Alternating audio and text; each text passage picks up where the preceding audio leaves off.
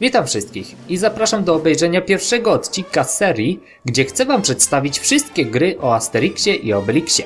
Zanim jednak przejdę do samych gier, krótko o tym, co działo się na świecie z dzielnymi Galami przed wydaniem pierwszych gier. Otóż pierwszy komiks o przygodach Asterixa i Obelixa został wydany w 1961 roku i do roku 1983 zostało wydanych aż 27 albumów.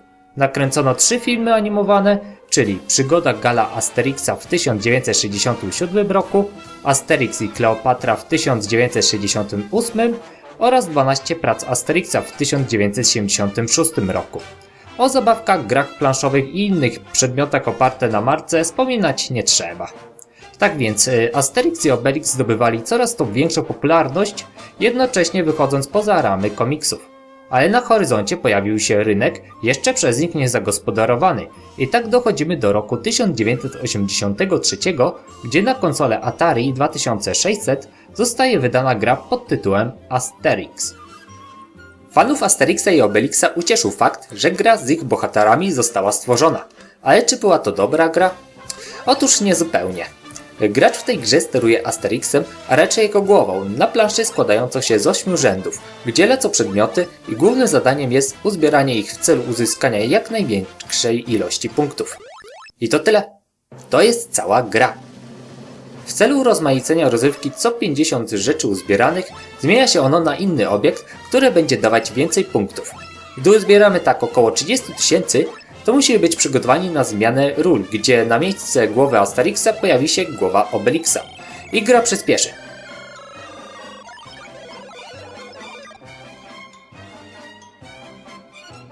Jedno wielkie what the fuck?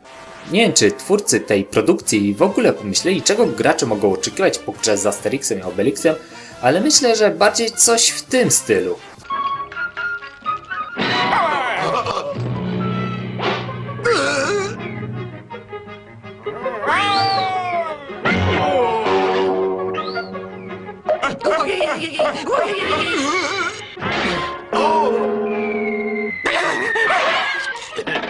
Tego mi brakowało. To może ich odrzucimy i zaczniemy jeszcze raz? Niż zbieranie jakichś przedmiotów. Jeszcze dodać mogę, że omawiana gra miała fabułę, o której mogliśmy się dowiedzieć czytając oficjalną instrukcję, z której wynika, że Juliusz Cezar zaatakował wioskę Galów i jak się domyślacie, Rzymianie dostali porządne lanie. Po krótkiej bitwie Asterix postanowił pozbierać przedmioty na zbliżające się urodziny Obelixa, a Obelix poszedł do lasu poszukać czegoś do zjedzenia. Wow, po prostu brak mi słów. A, zapomniałem jeszcze wspomnieć o tym, co nam odbiera życie podczas rozrywki. Zgadnijcie, co to może być. Od razu powiem, że to nie są rydwany. Dam wam 10 sekund na zastanowienie się.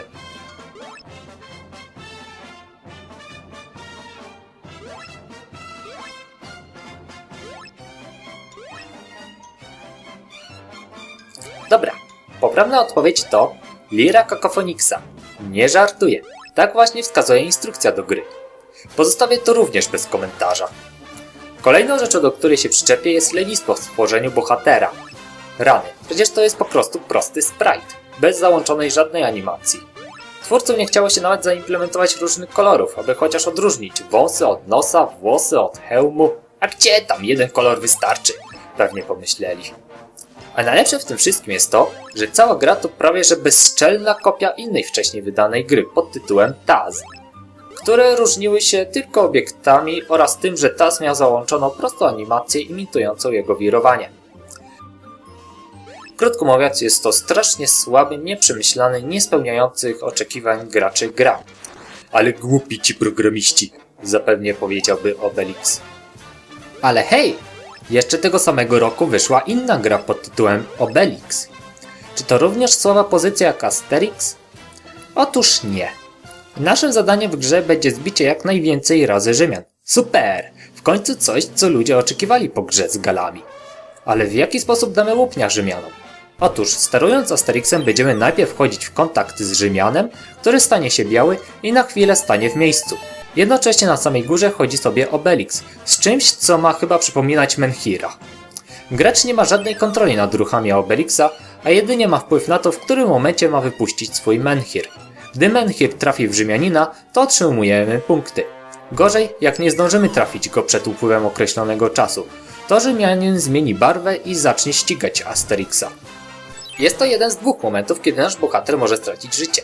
Drugim sposobem utraty życia jest rzucenie Menhira na Gala. Jest jednak sposób, aby uspokoić gniew legionisty, a jest nim oczywiście użycie magicznego napoju, który zrzuci nam z góry Panoramix, który od czasu do czasu pojawi się zamiast Obelixa. To kiedy nam zrzuci napój, to już jest sprawa czysto losowa. To co pierwsze rzuca nam się w oczy, to przede wszystkim dołączenie prostej animacji oraz kolorów dla głównych bohaterów. Szkoda, że pominięto kolorystykę dla legionistów. I to jest to właśnie, odróżnianie bez problemu różnych rzeczy u Galów oraz widzimy to, że chodzą, a nie to co w Asterixie. Wracając do rozrywki w Obelixie, gra zawiera w sobie 4 różne poziomy, które różnią się tylko układem kafelków, dzięki którym Asterix może przejść do innego rzędu. Wspomnieć trzeba jeszcze, że do czynienia będziemy mieć z dwoma rodzajami Rzymian, legionistą i centurionem, którzy niczym się nie różnią oprócz ilością przyznawanych punktów. Dzięki tym wszystkim elementom gra staje się bardziej angażująca i wymusza na nas szybkie podejmowanie decyzji. Jednak jak już bliżej zapoznamy się z mechaniką i nabierzemy wprawy, to gra w krótkim czasie stanie się po prostu nudna. Jak widać, początki przygód Galów w elektronicznej rozrywki nie były za bardzo udane, ale zobaczymy, czy kolejne produkcje będą lepsze. A tymczasem żegnam się z Wami i do usłyszenia.